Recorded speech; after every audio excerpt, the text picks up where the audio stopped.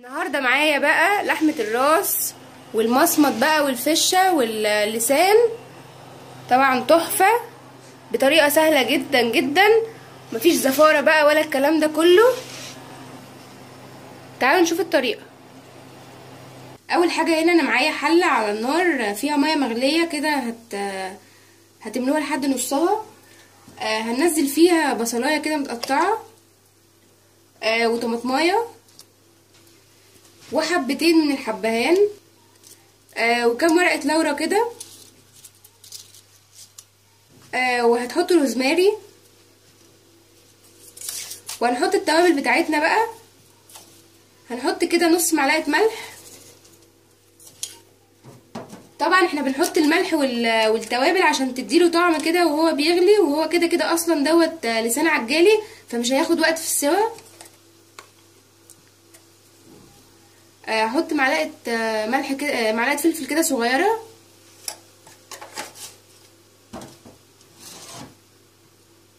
طبعا هكون انا غسلاه بس كده بالميه، مش هنضفه. اهو اللسان عندي اهو بالشكل ده كده. انا هكون غسلاه بالميه بس مش هنضفه غير بعد ما يتسلق علشان يبقى سهل عليا، لان انا لو حاولت ان انا انضفه دلوقتي مش هيتشال معايا القشر ده كله، ولا اقطعه ولا اي حاجه غير لما اسلقه.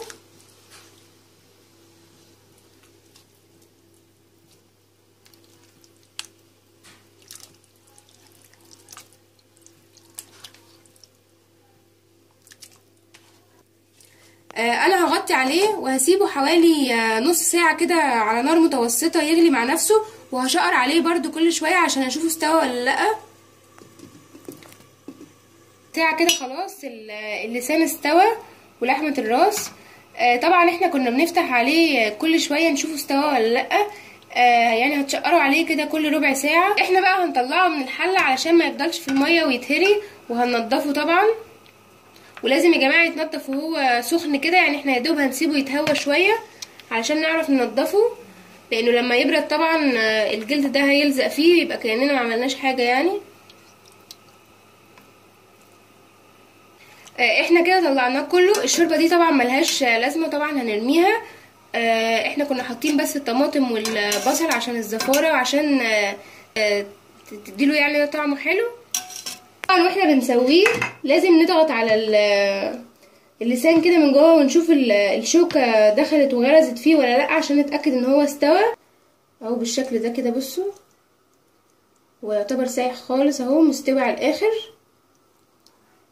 ويا جماعة لازم زي ما قلنا ان هو يتنضف وهو سخن علشان لما يبرد مش هنعرف ننضفه خالص. اهو زي ما هنشوف اللسان برضو بصوا الشوكة كده بتغرز، يعني انتوا كل ربع ساعة هتشقروا عليه عشان تشوفوه استوى ولا لا. وهو هياخد سوا كامل بالظبط ساعة او ساعة ل10 دقايق بالكتير قوي على نار متوسطة. احنا هنسيبه بقى يهدى دلوقتي شوية. احنا دلوقتي جبنا بلانش اهو وحطيناه اهو بعد حوالي 5 دقايق. وزي ما قلت لكم يا جماعة لازم تشيلوا من الشوربة عشان ما يتهريش في الشوربة. احنا بقى هنبدأ نشيل، طبعا هو سخن اهو فده هيتشال معايا سهل. هتقشروا كل الجلد ده كده،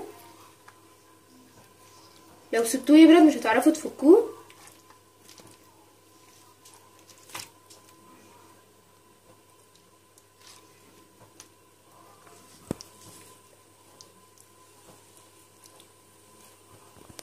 طبعا يا جماعه ريحته حلوه جدا، والطماطم والبصل والروزماري والورق اللورا والحاجات دي هتخلي كمان طعمه حلو، ولا في زفاره بقى ولا في اي الحاجات دي.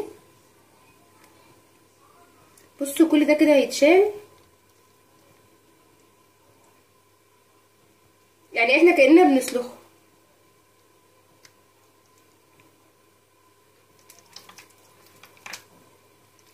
بصوا دي كده سايحه خالص ازاي.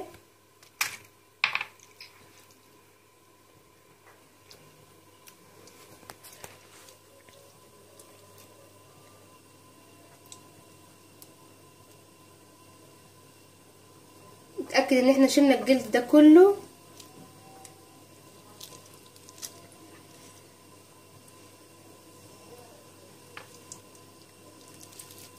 كل ما يبقى سخن هتقدروا تشيلوه بكل سهوله. معلش نحاول نستحمل بقى سخونيته كده عشان يتنضف معايا بسرعه.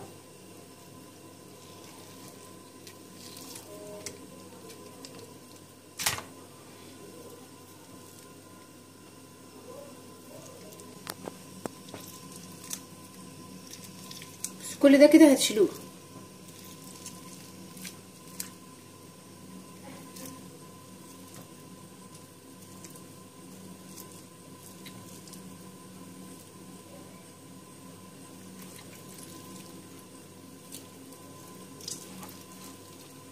بصوا كده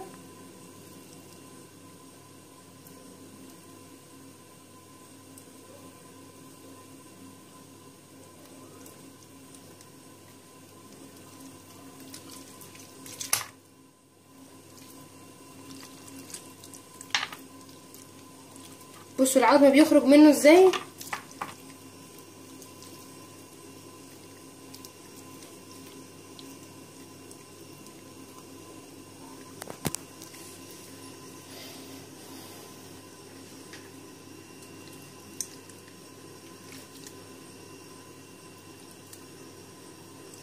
اي جلد كده تلاقوه سواء رفيع او تخين يتشال.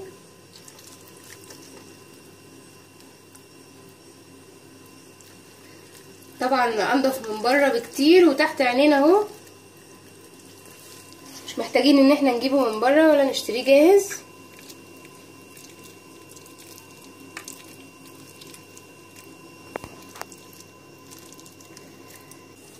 احنا خلاص اهو نضفناه كله. هنشيل بقى ده كده كله على جنب اهو كده. احنا شلنا خلاص دوت، خلاص اهو كده متنضف كله عندنا وشلنا الجلد بتاعه.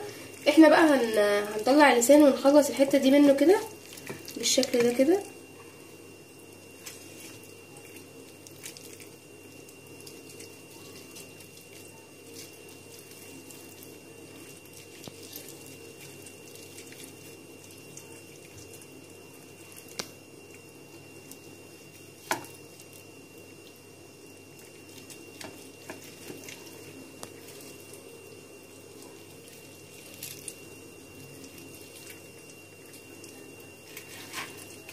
اهي بالشكل ده. ده اللسان عندي. دي طبعا هتتقطع كده قطع صغيره.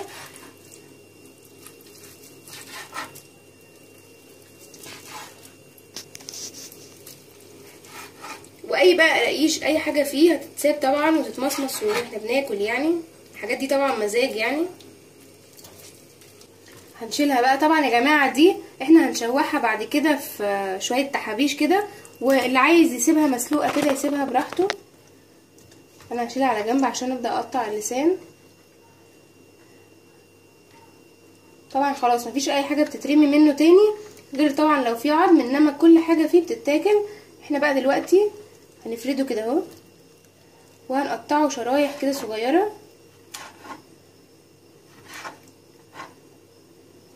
طبعا كل واحد يقطعه بالسمك اللي هو عايزه، بس دي كده بالنسبه لي عشان لما اجي اشوحه يبقى سهل عليا، وتبقى برضو كل واحده كده قطع صغيره زي اللحمه البارده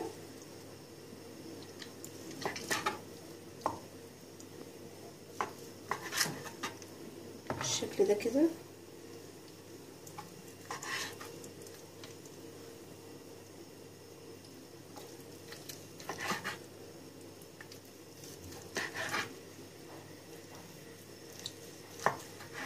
طبعا اهي الواحده. عايزين بقى تقطعوه نصين كده براحتكم، عايزين تسيبوه كامل كده براحتكم عادي.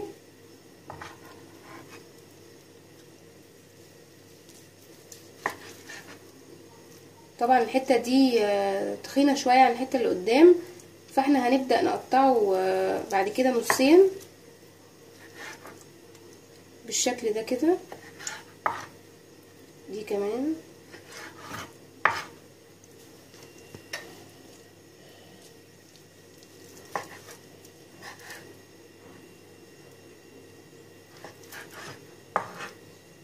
هشيله برضو على جنب لان طبعا هشوحه كله مع بعضه.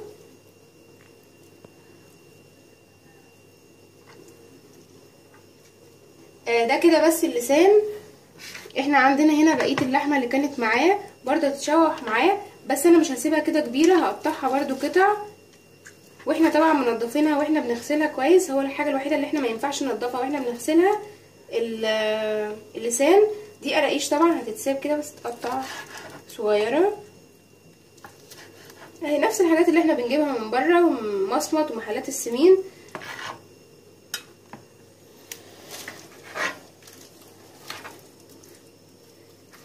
نقطعها كده مكعبات صغيره عشان لما نيجي نشوحها.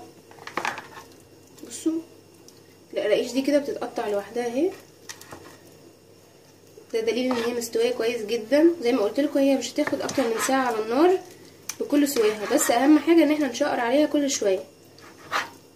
وطبعا كل حاجه بتختلف على حسب عمر العجل، يعني لو عجل كبير عجل صغير، فاهم حاجه ان احنا نبقى بنشقر الحاجه يعني اقلها كل ربع ساعه. اهي كده خلاص انا قطعتها كلها. هحطها برضو مع اللحمه اللي هي كانت لازقه في اللسان.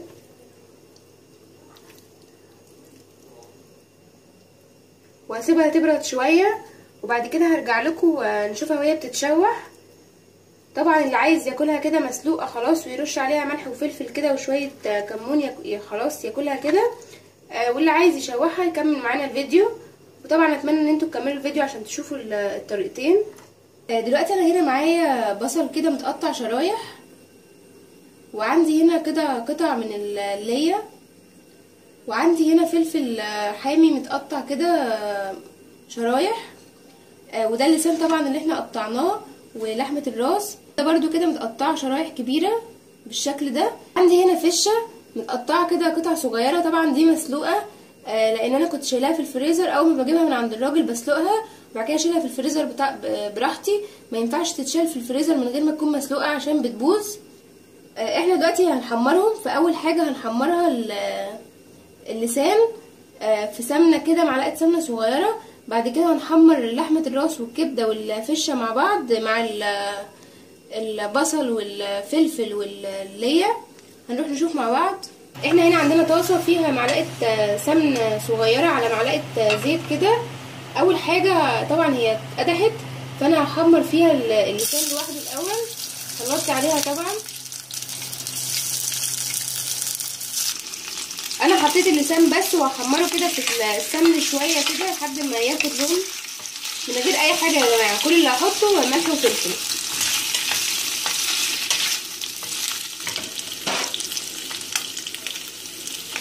هحط رشه ملح كده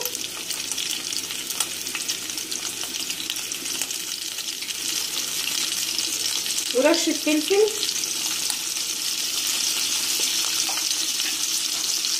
واقلبه بقى كويس كده لحد ما ياخد لون معايا زي دي كده، وافضل اقلب فيه.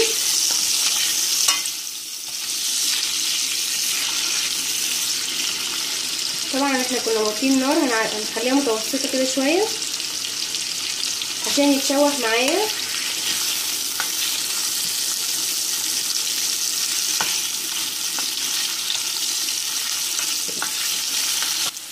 دلوقتي كده خلاص هو اتشوح معايا ولونه غير خلاص اتحمر.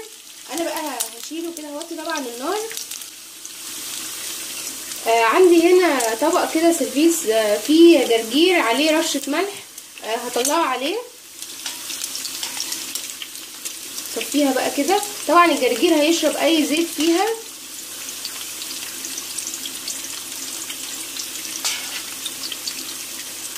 احنا موطيين يا جماعه النار لان احنا السمنه اللي فيه دي هنستخدمها تاني، فمش عايزينها تتحرق.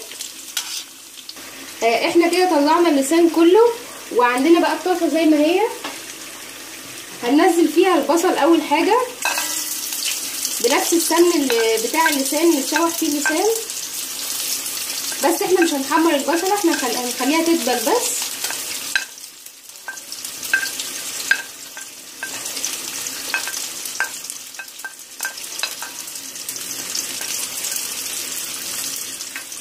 اقلبها كده. كده البصله وهي دبلت معايا كده شويه، هحط بقى فص توم كده، وهحط هنا مكعبات ليا. وهحط الفلفل وهديها تقليبه كده.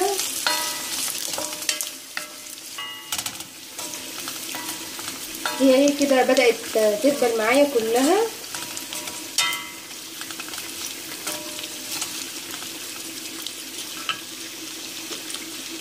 هنزل الكبده بقى اول حاجه لان الكبده نيه.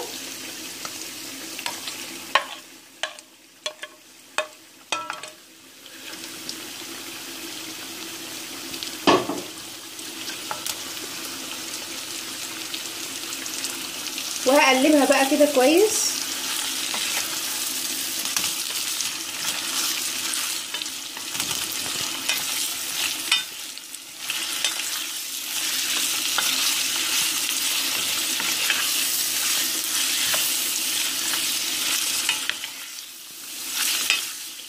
طبعا انا هحط ملح في الاخر خالص عشان الملح يتحط في كل حاجه، سواء الكبده او الفشه او لحمه الراس. كده الكبده اتشوحت معايا خلاص واستوت. فانا هنزل بقى الفشه ولحمه الراس. دلوقتي بقى انا هحط رشه ملح كده قبل ما اقلبها.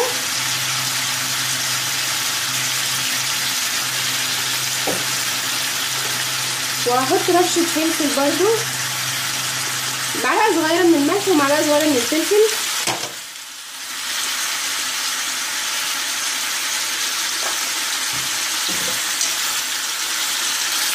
هقلب بقى كده كويس عشان اشوحهم كلهم مع بعض.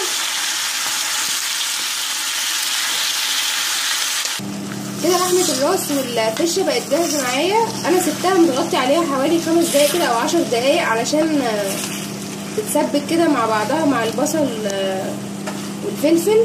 هقفل بقى عليها النار خلاص وهغرفها.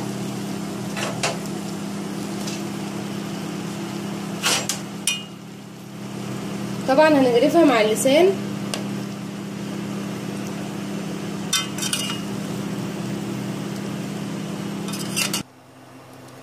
وكده عندنا لحمة الراس واللسان بقت جاهزة معايا طبعا، وفي كبدة وفشة فيها بالشكل ده. طبعا تحفة، وبالهنا والشفا، وشكرا على متابعتكم لينا.